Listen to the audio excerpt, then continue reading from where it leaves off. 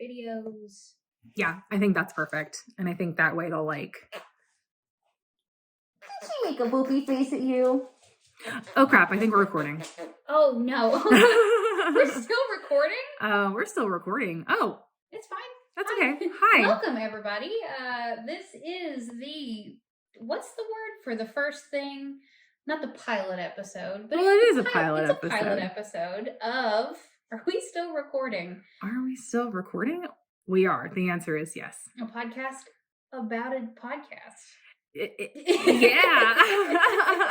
It's a podcast about a podcast. I am one of your hosts, Lyndsey, and this is my name is Jordyn. My fabulous twin in game. Twin in game. Yes. And we talk about a lot of things here. This is kind of what we do.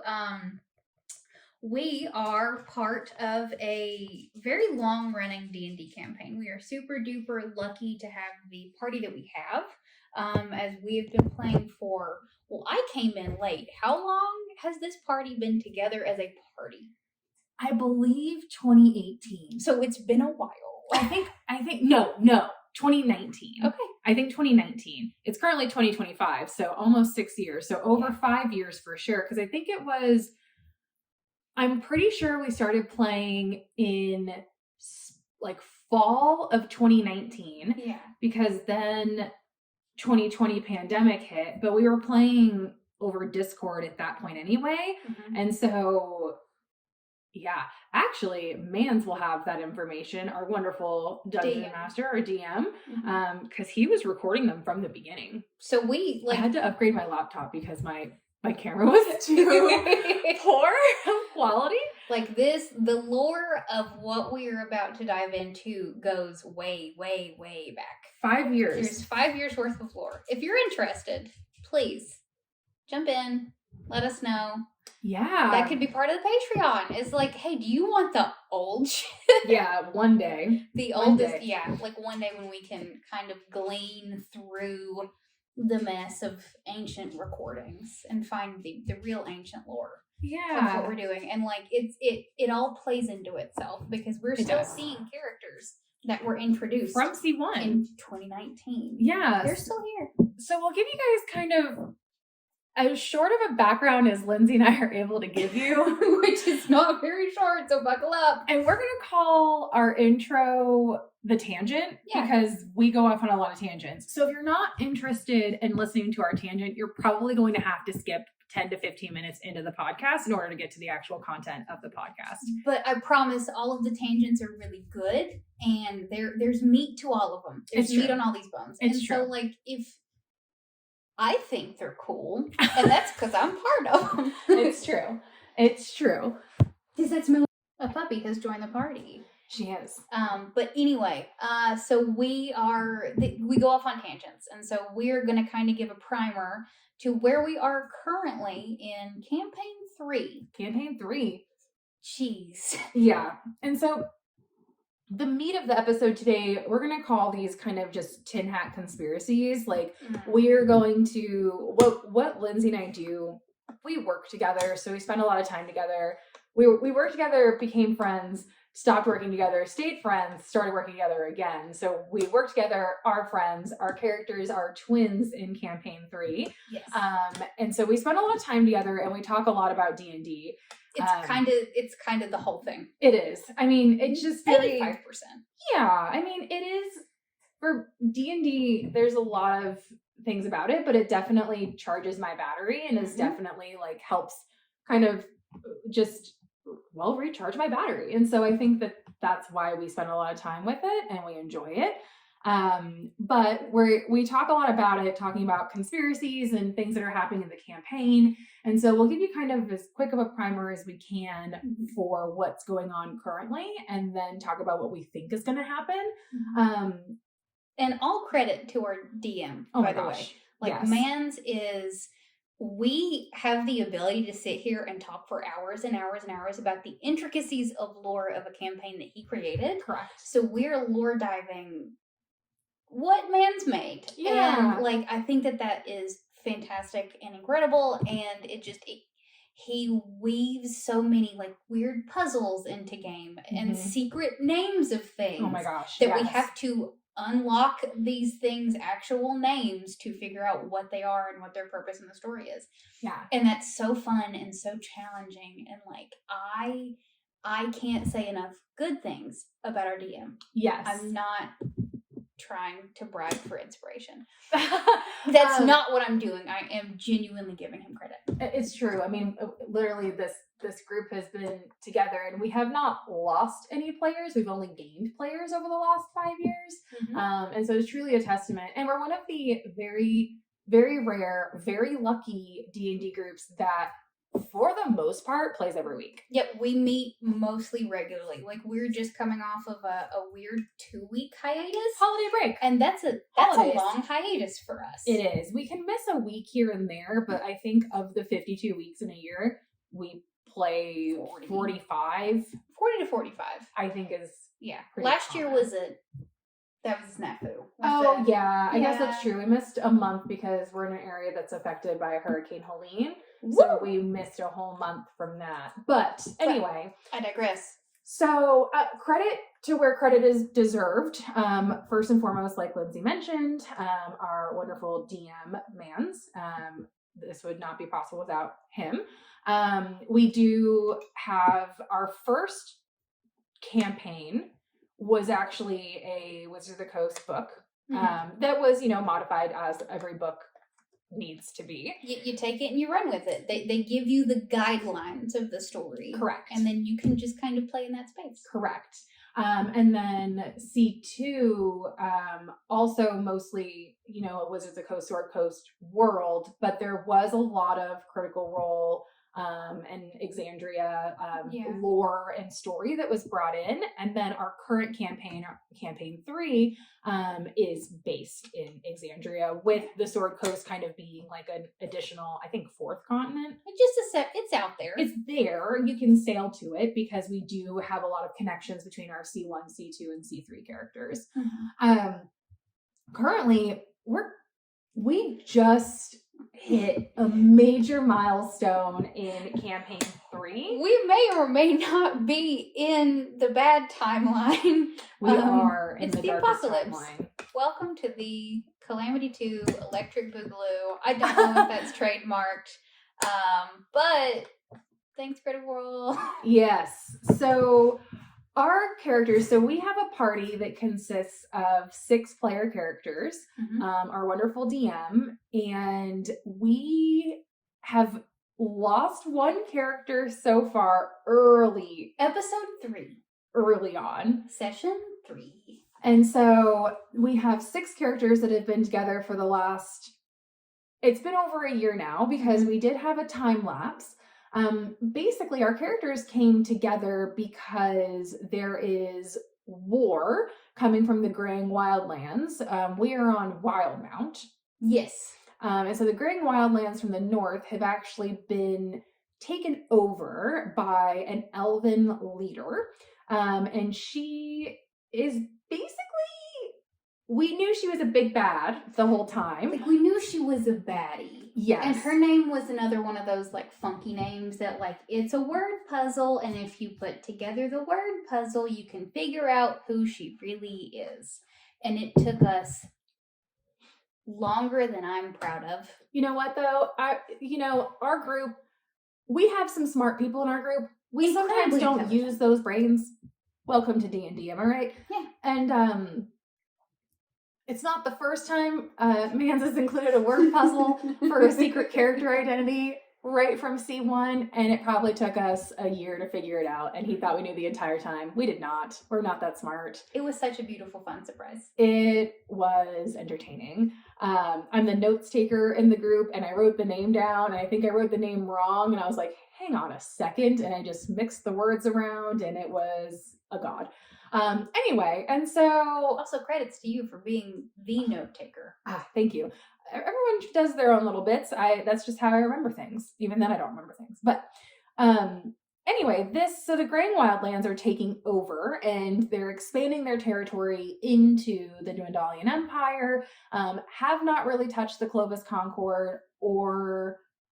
I think that they're getting into the Kryn. I think that they were kind of like edging into the Kryn, edging into the Empire, and then something really bad happened, and now we don't know how. Well, it's not really the Grang Wildlands anymore, really. It's not, but I thought that the Kryn dynasty was not interested in helping the Dwendalian Empire until the very beginning of this campaign, when the Graying Wildlands took over. And they kind of teamed up. What was the town that we started? Talonstadt. Yes. Yes. And so that was really the first time and that's where our characters started, was in Talonstadt. And we basically are there as like a helping out a refugee camp. And as we're there, an attack from the Graying Wildlands happens. We decide to try to help out as many people as we can, but there's this orange-red mist or fog that comes over the town. And basically it just got attacked by the Graying Wildlands. The mist is always a precursor to the Wildlands invading. Correct. And it's something that comes up a lot. And it once again, if you're interested in any of this, please refer to any of our videos. Yes. On said campaign. And so essentially, like, we ran from that. We were trying to get back to a main town. My character, half of the twins, her name is Sylvie, and she works for the Cobalt Soul. And so we were trying to get to Zadash to get to the Cobalt Soul there. Yes. And basically we ended up fleeing there. We lost our friend along the way, picked up another friend along the way, had a lot of character development. Had a boat. He did conveniently have a boat. A lot of character development along the way. And we basically found a C1 character in kind of somewhere in the Clovis Concord. Yeah. And basically working with the C1 characters, working with the Cobalt Soul. And then on the other side of that, we would sometimes flash back to C2 characters who have been doing their own thing for the last little bit. And now we're kind of all working together. There was a battle. So basically, there were obelisks. There were 8 obelisks that had popped up, one every 10 years over the last 80 years. I guess 90 years. So we were due for the 9th one. And there was writing on the obelisks. There was some implication that it may have something to do with prime deities or betrayer deities or divine gate, those sorts of things. And while we were trying to figure out what was going on, it seemed like there was actually a way to, if we could maybe put in a vestige, a very powerful artifact created by a god, into the obelisk. Perhaps we could we didn't know if we could strengthen the gate, strengthen it. We really didn't know. Take away someone else's opportunity to use it for ill. Correct. We kind of got the idea, or we thought, as per usual, we're not correct, but we thought that if they put in the arms of the betrayers, the evil vestige, if you will. If you remembered the name! For once. If they put that into the obelisk, then they would actually... I thought, that it would weaken the divine gate, and basically we'd have to go ahead and strengthen it or put in a good vestige to try to balance it. Yeah. And we thought if all 8/9, we know the 9th obelisk was about to pop up at some point, but not know where. There didn't seem to be any rhyme or reason as to where they popped up. But if they popped up, we were worried that they were going to bring the divine gate down, bring betrayers back. Calamity version 3.0. Spoiler alert, that did happen. Differently than we anticipated, but it did happen. Yes. So all that to say, there was also some intriguing character personal stories, at least specifically with ours, where our mother may or may not have been involved in the placing of the arms of the betrayers. May have gotten tangled up in that, as she is an Aranese. I say is, it might be was. We don't know. No, it might be was. It might be was. Oh my god. It might be was. We don't like that. We don't like thinking about that. But an Aranese who escaped the hells to be with our father, who was a dryad. Dryad? Dryad. That's the tree one. I should know these things. That's okay. And hence we are not normal tieflings in the way of human and well, tieflings in theory just have descendants. It's just a half. It's not even half. Oh. It's just descendants. Oh. I think the half is technically a type of fiend.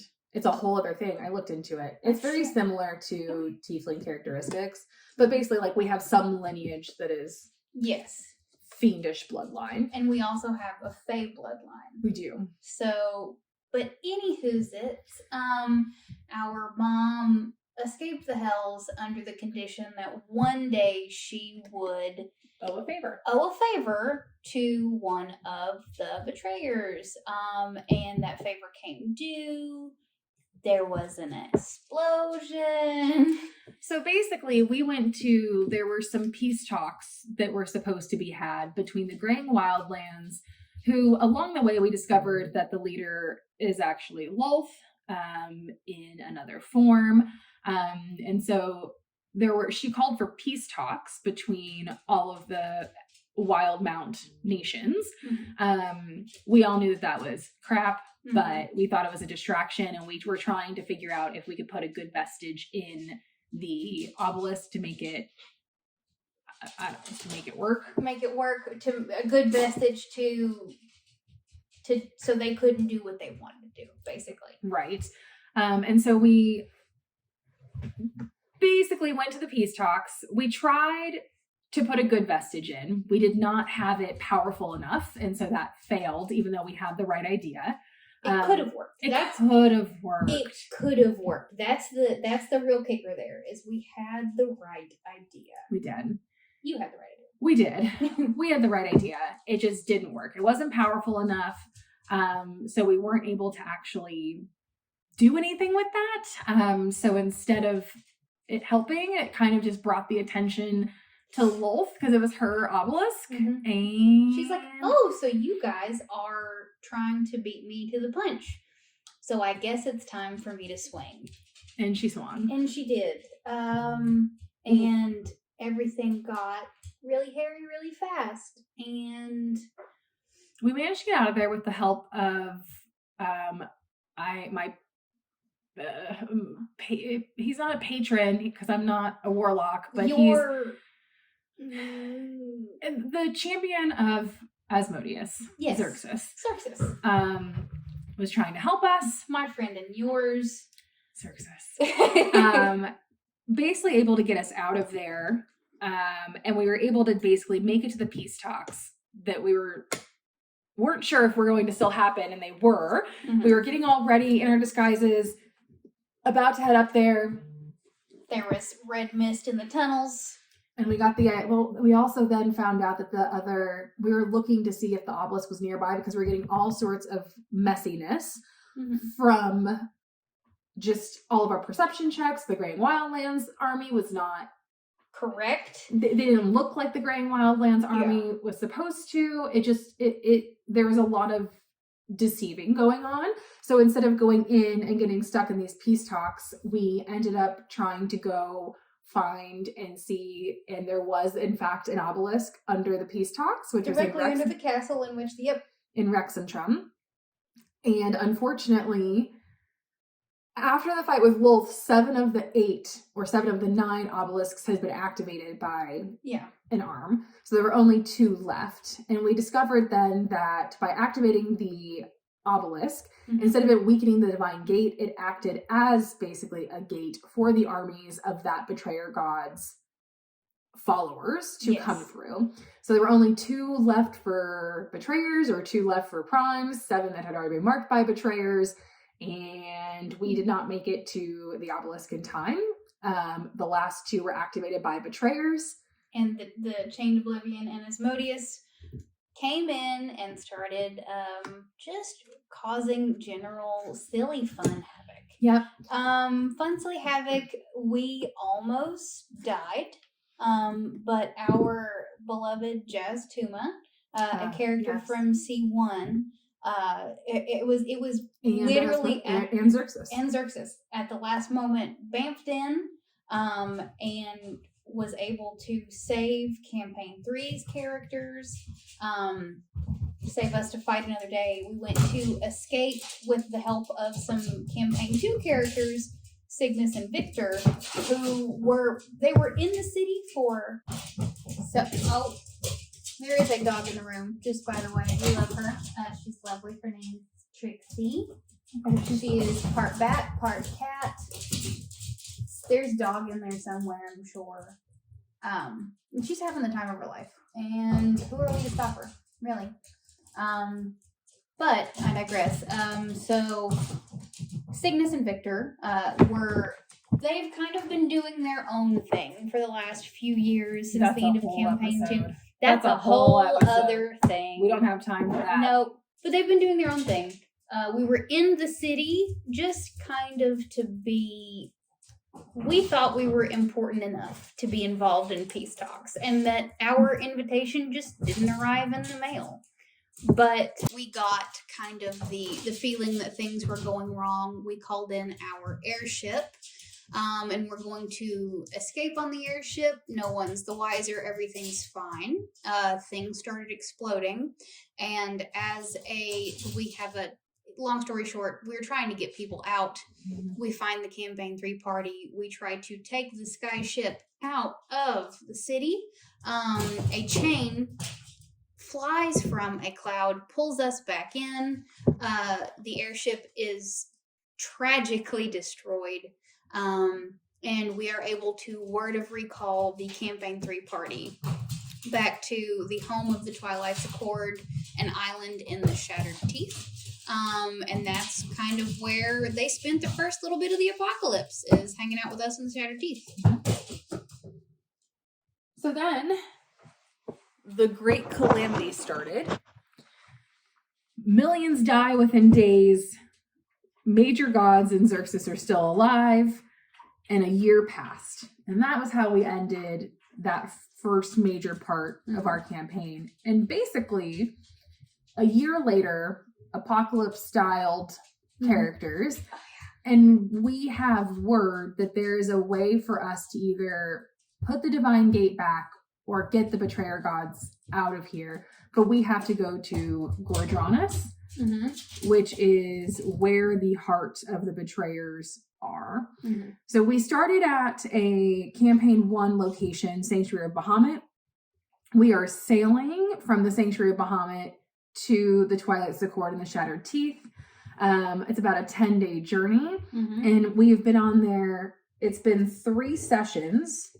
Really, the first one was just kind of catching up. And then 2 sessions on the boat, which we've already, the other kind of thing, there's a lot of things going on. One, the gods can basically smell magic. But specifically divine magic. Yeah. Correct. And we didn't know what was divine magic and what wasn't divine magic, and we're still figuring that out. This is where the tin hats come in, because we have 6 characters.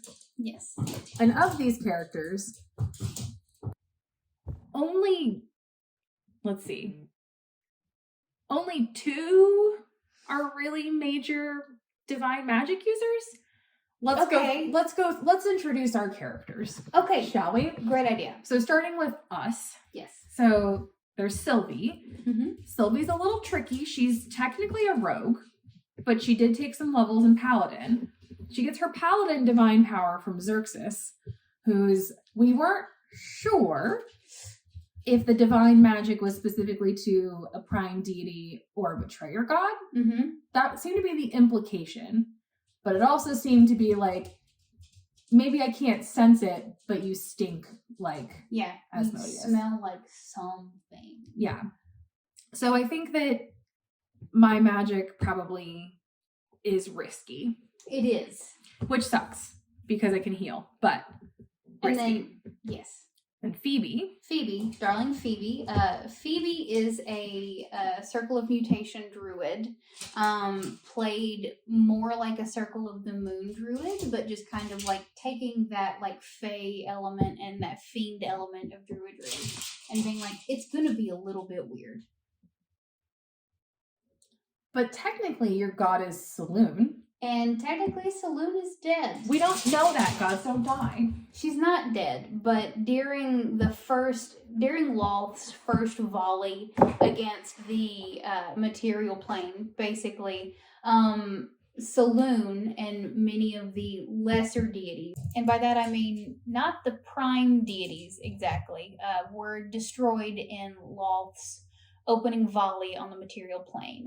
Phoebe, early on in the campaign, was given these 2 koi fish tattoos on the back of her hand to symbolize Saloon.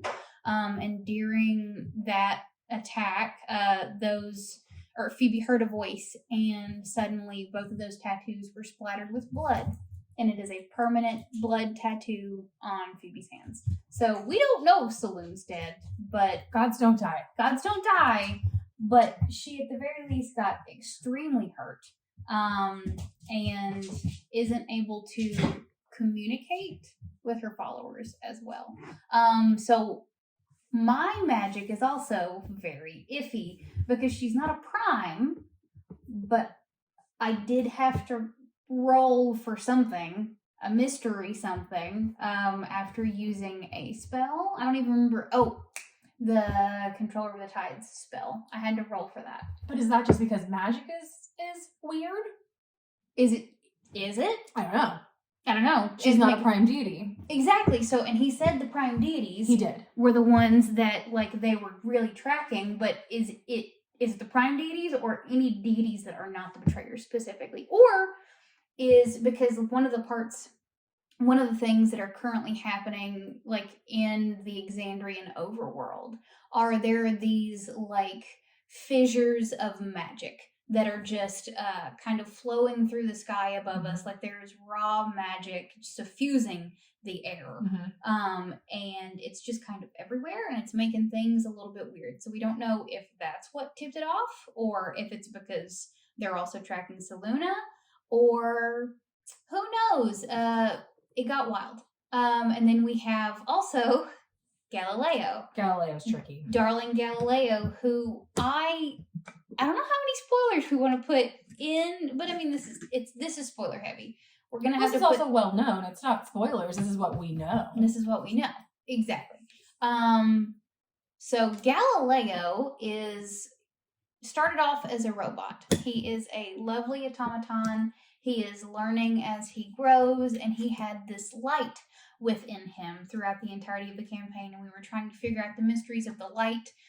A Campaign 2 character, along with some Campaign 1 characters, had experienced this shard of light that called to them, that they built into the chest of Galileo, and then it showed them an index of hundreds? I think over 100. I don't know how many, but I want to say like 120-ish. 120-ish other lights to be found across Exandria. Lo and behold, those lights were different Luxon beacons. And so within the chest of our friendly Galileo, our funky Galileo, if you will, is a Luxon beacon. And now the Luxon is a prime deity in our established canon. Correct. And we don't know if the betrayers are tracking his magic as prime magic as well. Correct. So, long story short, Galileo is a big... And he won't technically have godlike powers until he gets all 118 or 120 shards of light. And over the last year, he's gotten all but 2. We know where one of them is. We don't know where the other one is, but we'll come to that here in a few minutes as well. Yes. But then we have Raj. Raj very much is a cleric of the Raven Queen. So he very much has a prime deity magic, so we know that. He's been on this entire journey with the Raven Queen of kind of like self-discovery and like becoming closer to her. Yep. I have a lot of feelings about the Raven Queen, but that's a whole other episode. So then we have Runeberg, who, if anything, I mean, so he... It feels like a Zeus and Hercules situation almost. Kind of. I mean, he Yeah. so he had a vision early on that was basically between Uk'otoa and Cord. Yes. And so that he ended up choosing Uk'otoa because Matthew, the player, does not know who Uk'otoa is. Mm-hmm. And so he decided for his Viking-based kind of character that made the most sense. Mm-hmm. But then after he realized that he really needed Cord's favor, he basically broke his gift from Uk'otoa, swore to Cord, and so he has a weapon. He's a fighter, so he doesn't really have a lot of magic, but he has a vestige from mm-hmm. Cord, and he lost his arm. And it's a Titan bit. And now it's a Titan bit. Yeah. So also has some magic, but not divine, caster. Not divine magic at all. So should be fine if he uses it. Yeah. And then lastly, we have Greymoor. And Greymoor is very complicated. Greymoor is a whole thing in and of itself. Do you want to take this one? No, go ahead. Okay. So Greymoor was, fun fact, originally introduced at the beginning of Campaign 2 and was killed very quickly. Yeah, we thought he was like a joke character. Yep. Because then he immediately brought out his quote-unquote real character, but now he's playing said joke character. As a real character. And so his Campaign 3 character is the resurrected version of Greymoor, who is going to be his Campaign 2 character originally. Resurrected by Wolf. Yeah, so that makes things super fun and funky because that is betrayer magic. It is, and he does technically have magic. He does spells. Blood balls. The blood ball is it's a class ability. Mm-hmm. So I mean, but is that still considered magic that they can track? Has he used the blood ball in the last 3 sessions? That's a real question. He did. He used it. Didn't he use it on the ship battle? He was going to. Oh, and then he didn't. Okay. So let me look up what the rule was or how the wording was for Man's thing, and we'll get back. Pause. Okay, fun fact. He actually didn't say anything about the wording, so it's just something he said, so we'll just have to go based on our memory. Mm-hmm. Excellent reason for a tin hat conspiracy. Yeah. So with those, we've got what? One definite prime deity user. 100%. A prime deity. A prime deity, if you will. Mm-hmm. Well, a prime deity follower. Mm-hmm. A prime deity that may or may not be able to be tracked. Mm-hmm.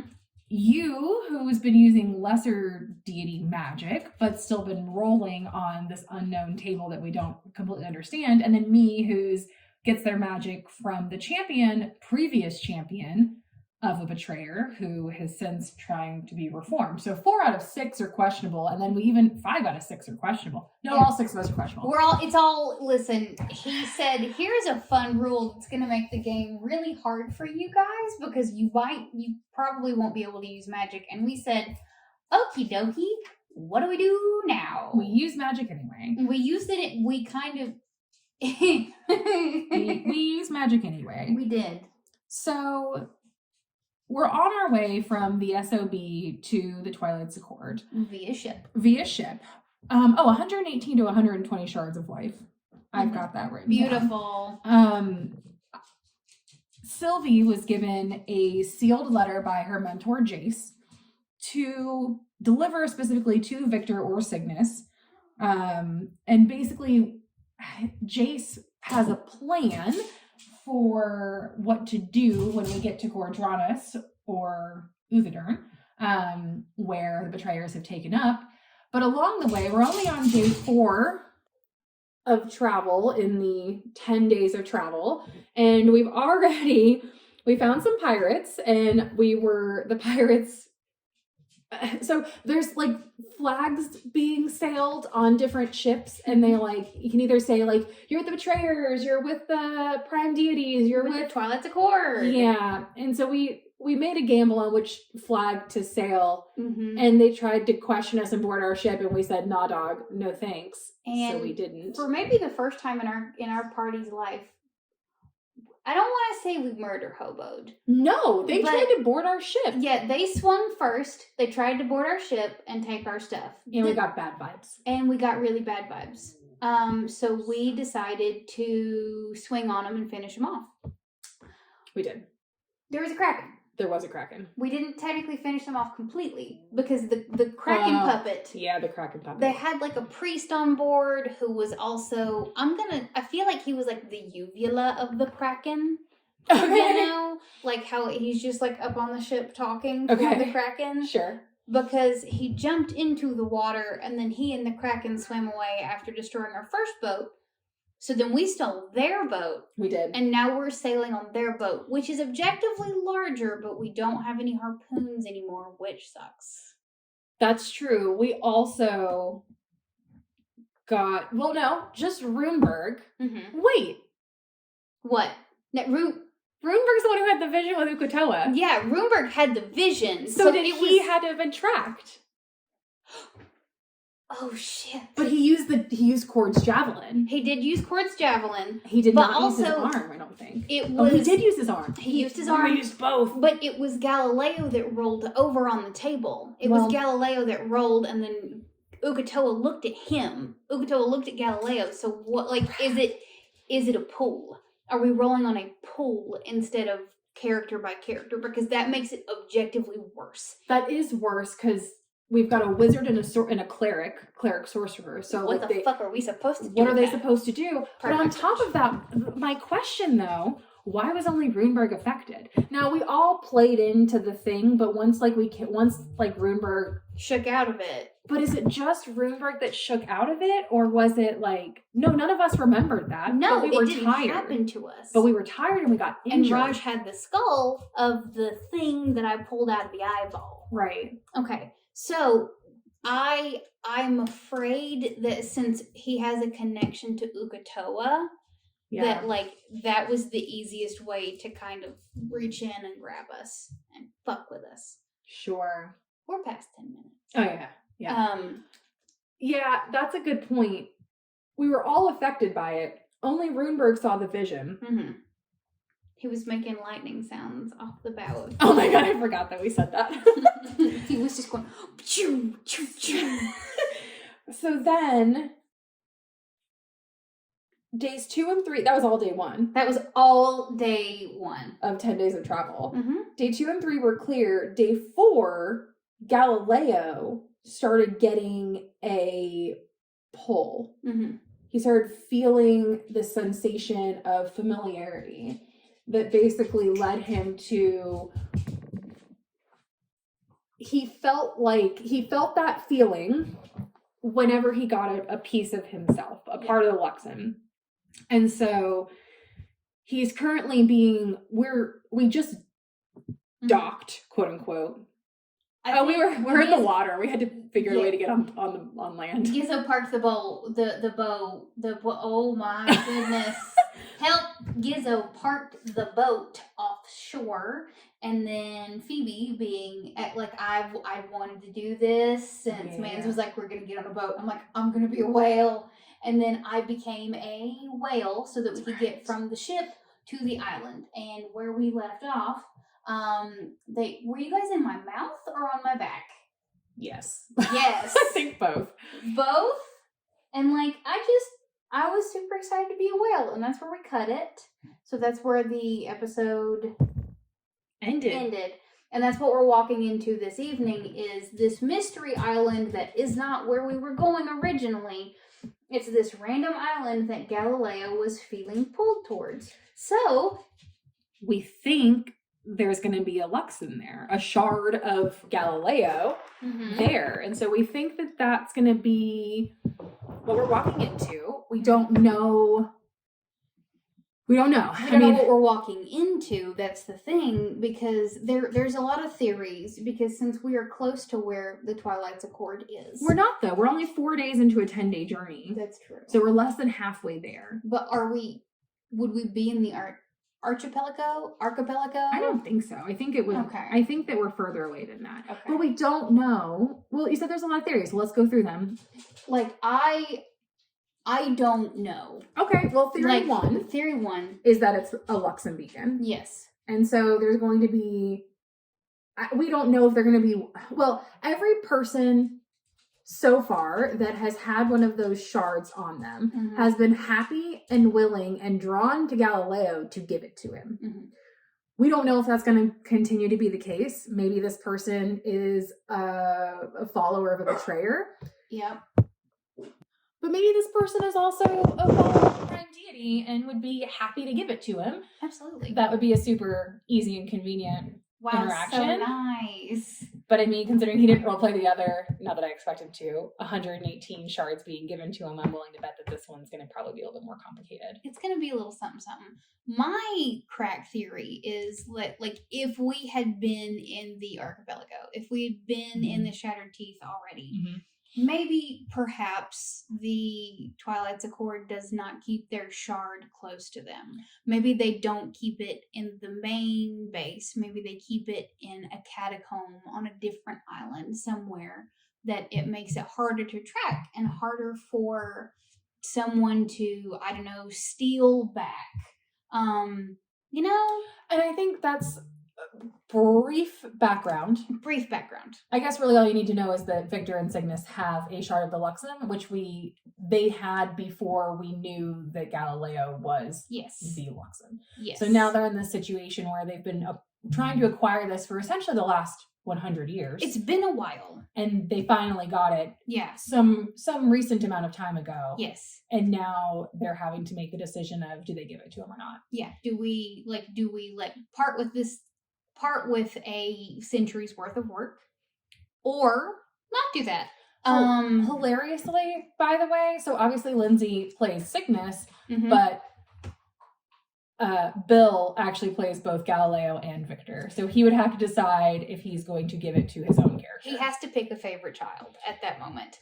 I mean, not even necessarily, because we could all team up and work together. There's a lot of history between Victor and Cygnus, and a deeply seated distrust and dislike of all deities as a whole. Sure. We're not about them.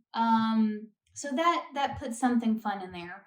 And on top of that, sorry to interrupt you, we also had the vision, or Raj had the vision? I think Raj had the vision, or was it Galileo, of the explosion and the fighting outside of Gordranus. That was Raj. So he had the vision of there being an explosion inside Gordranus.